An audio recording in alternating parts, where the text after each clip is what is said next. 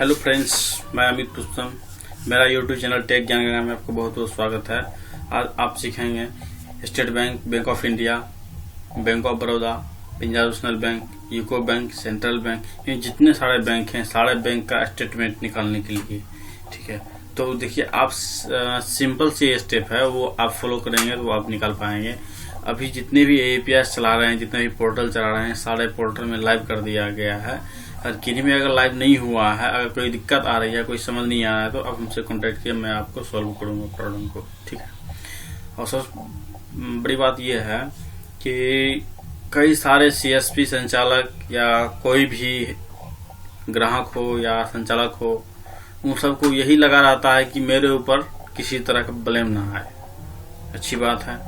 और इसमें एक खास और बात है कि जैसे कोई कस्टमर रुपया निकासी करने के लिए गया, उनको रुपया का जरूरत है, वो सपोज मानिए वो 1000 रुपया निकासी किए या 2000 निकासी किए, जो भी कुछ है, तो उनके अकाउंट से पैसे कट जाता है। 1000 के बावजूद भी कुछ एक्स्ट्रा चार्जेस कटता है। तो क्या वो जेन्युइन है, लीगल है या अनलीगल है, किस तरीके से करता है, मैं आपको इस वीडियो में समझाऊंगा। और देखिए जितने भी एपीएस चलने वाले हैं उसमें एक्स्ट्रा चार्जेस नहीं कटता है। ठीक है, कोई भी एपीएस हो, आधार पे हो, उसमें एक्स्ट्रा चार्जेस नहीं कटता है। एक्स्ट्रा चार्ज आप सीएससी संचालक हो या एपीएस संचालक हो या जो भी पोर्टल चला रहे हैं बैंक के रूप में, ग्राहक सेवा केंद्र वाले, उनको अगर उनको क्या प्रावधान है, किस तरीका से वो काम कर रहे हैं, पहले उनको आपको समझना पड़ेगा। ठीक है, समझने के बाद देखिए आपको जितना कैश विड्रॉ करना है तो आप कैश विड्रॉ कर सकते हैं इजी स्टेप, आसानी से। और दूसरी बात देखिए इसमें क्या है कि जैसे आप 2000 रुपया की निकासी किए, ठीक है, उसमें आपको कुछ एक्स्ट्रा चार्ज लग जाता है, वो गलत है। आपका जो ग्राहक सेवा केंद्र वाले होंगे वो उसका अपना चार्ज होता है, वो किस चार्ज के अनुसार वो काम कर रहे हैं, उस चार्ज के अलावा आपको 1 रुपया भी एक्स्ट्रा नहीं कटेगा। अगर कटता है तो आप मिनी स्टेट मांगिए, वो आपको देगी लेकर। ये वीडियो ग्राहक सेवा केंद्र के लिए भी है और कस्टमर के लिए भी है, तो कृपया करके दोनों इस वीडियो को देखते रहे और ये वीडियो को सपोर्ट कीजिए। ये कोई फेक नहीं है, ना भड़काऊ वीडियो है। ठीक है, मैं आप दोनों के लिए बता रहा हूँ। ठीक है दोस्तों, तो और इसमें ये बात है कि मैं सारे वीडियो में यही बताता हूँ, एपीएस की वीडियो में, कि ग्राहक का ही मोबाइल नंबर यूज कीजिए। सीएससी संचालक, कस्टमर सर्विस पॉइंट, ग्राहक सेवा केंद्र, ये अपना मोबाइल नंबर डालिए। अपना मोबाइल नंबर डालते हैं तो आप अगले व्यक्ति को, कस्टमर को आप पहचानते नहीं हैं, वो आपके ऊपर कुछ भी ब्लेम लगा सकते हैं कल के डेट में, सपोज डेट। इसलिए अपना मोबाइल नंबर यूज मत कीजिए। जब भी मोबाइल नंबर यूज करना है तो आप मोबाइल नंबर यूज कस्टमर का कीजिए। अगर कोई दिक्कत होता तो आप कस्टमर को आप बोल सकते हैं कि भाई आपका मोबाइल नंबर मैंने डाला था, कि आपको मैसेज नहीं गया। अगर मैसेज नहीं भी जाता है तो उसको आप स्टेटमेंट निकालिएगा तो वहाँ उनका डाटा शो करेगा। इसमें आप फर्जी से बच जाइएगा। ठीक है, तो इस सब बातों को स्टॉप करते हैं और चलते हैं अगला स्टेप पे जो मैं आपको बताया था। जैसे कि दोस्तों देख चुके हैं कि ये मेरा पोर्टल ओपन हो चुका है।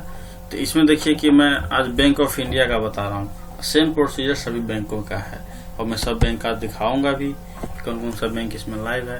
जैसे कि मान के चलिए कि इसमें अपना बैंक ऑफ इंडिया करना है तो बैंक ऑफ इंडिया मैंने सेलेक्ट कर रखी है। आपको जो बैंक है उसको स्क्रॉल डाउन कीजिए। स्क्रॉल डाउन में आपको सारे बैंक, जो भी बैंक लाइव है, अवेलेबल है, सारे बैंक आपको मिल जाएगा। अगर आपको नहीं हो रहा है तो मैं इसके लिए आपको एक्स्ट्रा वीडियो बना दूंगा अगर आपका रिक्वायरमेंट रहा तो। ठीक है दोस्तों, देखिए इंडियन पोस्ट पेमेंट बैंक है, इसका भी है। आप जो बैंक का स्टेटमेंट लेना चाहें वो बैंक का आप स्टेटमेंट ले सकते हैं बिना कोई चार्जेस का। इसमें कोई चार्ज नहीं लगता है। चार्ज आपको देना है तो 2 रुपया 5 रुपया आप कस्टमर सर्विस वाले को दे सकते हैं, अन्यथा आपको कोई इसमें चार्ज कटता नहीं है, क्योंकि इनको फ्री का नहीं आता है, पेपर फ्री का नहीं आता है, बिजली फ्री का नहीं आता है, तो आपको कुछ न कुछ चार्ज आपको उनको देना पड़ेगा आपको स्टेटमेंट निकालना है तो ठीक है। देखिए मैं यहाँ बैंक ऑफ इंडिया का सेलेक्ट किया हूँ। मैं यहाँ पे आधार नंबर टाइप कर ले रहा हूँ कस्टमर का। देखिए दोस्तों आप देख चुके हैं, यहाँ पे मोबाइल नंबर फिल कर दे रहा हूँ। ठीक है, जैसे मोबाइल में फिर कि यहाँ पे आपको ट्रांजेक्शन टाइप पूछा जाएगा, तो यहाँ पे कैश विड्रॉ कर रहे हैं, मिनी स्टेटमेंट कर रहे हैं, बैलेंस इंक्वायरी कर रहे हैं, तो मिनी स्टेटमेंट आपको डालूंगा। तो मिनी स्टेटमेंट डालने के बाद देखिए यहाँ पे आपको प्रोसीड मारना है। जैसे प्रोसीड मारिएगा तो आपको जो भी फिंगरप्रिंट डिवाइस होंगे उस डिवाइस में आपको लाइट जल जाएगी। देखिए जैसे कि यहाँ पे मंत्रा फॉर्म वर्क इज रेडी, ठीक है। जैसे कि यहाँ प्रोसीड पर हम किए तो यहाँ पे मेरा एक परमिशन मांगेगा, क्या आप कंफर्म है स्टेटमेंट निकालने के लिए, तो आप कंफर्म कर दीजिएगा। जैसे कंफर्म कीजिएगा तो आपको डिवाइस में लाइट जलेगी। जैसे ही डिवाइस में लाइट जलेगी तो आपको यहाँ पे कुछ शो होगा, आप वहाँ देख लीजिए। जो आपको लाइव दिखा रहा हूँ, कोई प्रॉब्लम है तो फिर भी वो दिखाऊंगा। देखिए दोस्तों, इसमें आपको क्या दिखाया गया है, 29/4 को इसमें आपको 500 रुपया डेबिट हुआ है, ठीक है।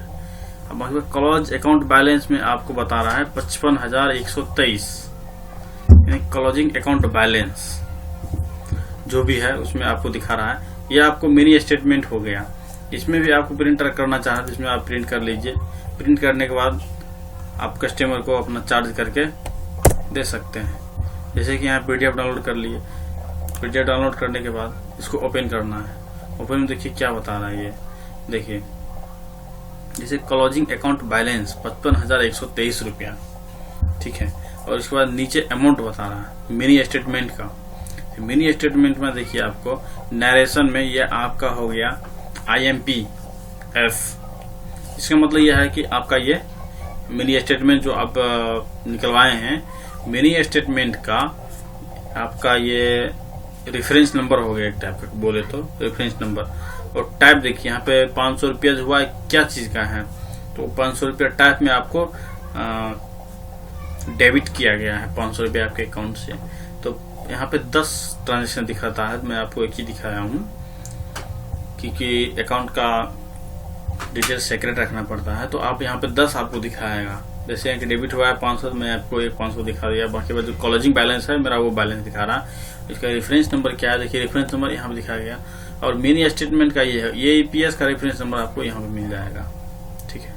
रेफरेंस ID, और रेफरेंस ID आपको सबसे महत्वपूर्ण रखती है। तो इसमें यह है कि आप कहाँ से निकलवाए हैं वो आपको डिटेल से यहाँ मांग दिया जाएगा, तो आप बता सकते हैं आसानी से। इसमें देखिए मर्चेंट अनन्या CSC सेंटर है और अमित कुमार, और यहाँ पे दिया गया है अमित का ईमेल ID। कौन सा सर्विस के थ्रू आप निकलवाए हैं, तो सर्विस APS के थ्रू आप मिनी स्टेटमेंट निकलवाए हैं। तो देखिए आपको सारी बात इसमें क्लियर हो चुकी है। अगर इसमें कोई दूसरा अगर बैंक है, दूसरा बैंक का भी आप ट्रैक कर सकते हैं, ठीक है। आपको जो बैंक अवेलेबल है वो बैंक आप ट्राई कर सकते हैं। जैसे कि इसमें आप देख रहे हैं कि इंस्टेंट पे, ये पोर्टल का नाम है जो अपनी सर्विस ले रखी है। जैसे कि आप इंस्टेंट पे एक एजेंसी हो गया, एजेंसी टाइप के से बोलते। अब जो भी बैंक में आपका खाता खुलवाया है वो आपका बैंक नहीं है, वो आपका एजेंसी है, एजेंसी का नाम हो गया, ठीक। बैंक सिर्फ इंडिया में एक ही बैंक है, वो भी RBI। बाकी सब उनसे अपना ID ले रखे हैं, मर्चेंट ID या एजेंसी ID अपना वो सब चला रहे हैं। बैंक एक ही है, वो भी है RBI। और किन्हीं का पैसा अगर फंस जाता है, पैसा वापस नहीं आता है, तो आप RBI में कंप्लेन कीजिए। उससे पहले आप बैंक में कंप्लेन कीजिए। उससे भी पहले आप कहीं का अगर APS से पैसा कैश विड्रॉ किए हैं तो आप वहाँ पे जो भी संचालक हैं उनको आप ये इन्फॉर्मेशन कर दिए, जानकारी दे दीजिए कि सर मेरे अकाउंट से इतना रुपया कट गया है। अगर उनके 100 रुपया निकाले हैं, अगर आपका पैसा फंस गया है, पैसा नहीं मिला है ना उनके वॉलेट में ना आपके अकाउंट में, तो आप उनसे एक बार मिल लीजिए। मिलने के बाद उनको परेशान मत कीजिए। सिर्फ आप अपना अकाउंट यानी बैंक संख्या या खाता का फोटो स्टेट और आधार कार्ड का फोटो स्टेट और मोबाइल नंबर, अब अपना एड्रेस उनको नोट करवा दीजिए FIS कोड के साथ। जैसे नोट करवाइएगा तो उनके पास एक प्रति रहेगा और वो आपको वहाँ पे कंप्लेंट डाल देगी। अब इसमें आपको क्या करना है, तो फिर अगर आपके पैसा अगर 24 से 72 घंटे में वापस नहीं आता है तो आप कंप्लेंट कीजिए बैंक को। अगर बैंक आपको नहीं बताती, अगर बैंक आपको किसी कारणवश आपको कहती है कि जहाँ पैसा निकलवाए हैं आप वहाँ संपर्क कीजिए, गलत है। ये बैंक का रूल है कि वो कस्टमर को संतुष्ट करें या उसको बताएं कि कहाँ पैसा फंसा है। ये कस्टमर को क्या समझ रखा है बैंक वालों ने कि भाई जहाँ पैसा कटा है वहां जाइए, हमको क्या बोल रहे हैं। भाई आपका बैंक में है, आपके बैंक से डेबिट हुआ है तो आप उसको बताइए इसका डिटेल्स, कहाँ पैसा फंसा है या पैसा फंसा है नहीं फंसा है, कहाँ गया नहीं गया, उसको आप दे दीजिए। कस्टमर को ऐसे मत बताइए ताकि उनके दिमाग में कुछ और बैठ जाए और उसके बाद संचालक को जाकर कुछ और बोल दे कि गलत है। तो उनको आप संतुष्ट किया, नहीं संतुष्ट हो पा रहे हैं तो उनको आप अच्छी तरह समझा दीजिए और बता दीजिए, ठीक है। इसके बाद भी कस्टमर को चाहिए अगर पैसा भी वापस नहीं आया है तो मेन ब्रांच में जाके उसको आप कंप्लेन कीजिए, उससे भी अगर नहीं आया तो आरबीआई में कंप्लेन कीजिए। आरबीआई में कंप्लेन करने के बाद देखिए वहाँ पे आपको स्टेटस बाय, जैसे कि आपको स्टेप बाय स्टेप वहाँ पे डालना पड़ेगा। उसको वीडियो चाहिए तो मैं आपको उसका वीडियो अवेलेबल करवा दूंगा और मेरे चैनल पे उपलब्ध हो जाएगा वो वीडियो 2 से 3 दिन में। उसको आप अच्छी तरह देख लीजिएगा। यूट्यूब पे बहुत सारा वीडियो है, बहुत सारे हैं, वहाँ पे भी देख सकते हैं। और मेरे चैनल से आप जुड़े हैं तो अच्छी से अच्छी बेहतर सब मैं आपको बताऊंगा step by step, no edit, no crop, no cut, no paste. जो भी मेरा वीडियो होता है वो डायरेक्टली होता है बिना कट पेस्ट का। तो ठीक है दोस्तों, आज की वीडियो में बस इतना ही था, मैं आपको इतना ही बताने वाला था। बहुत बहुत धन्यवाद मेरे चैनल को देखने के लिए और कृपया इस वीडियो को लाइक, सब्सक्राइब और शेयर करते रहिए ताकि मेरा भी मनोबल बढ़े, मैं ऐसा वीडियो और बनाऊं। ठीक है दोस्तों, वीडियो देखने के लिए आपको बहुत बहुत धन्यवाद। थैंक यू दोस्त।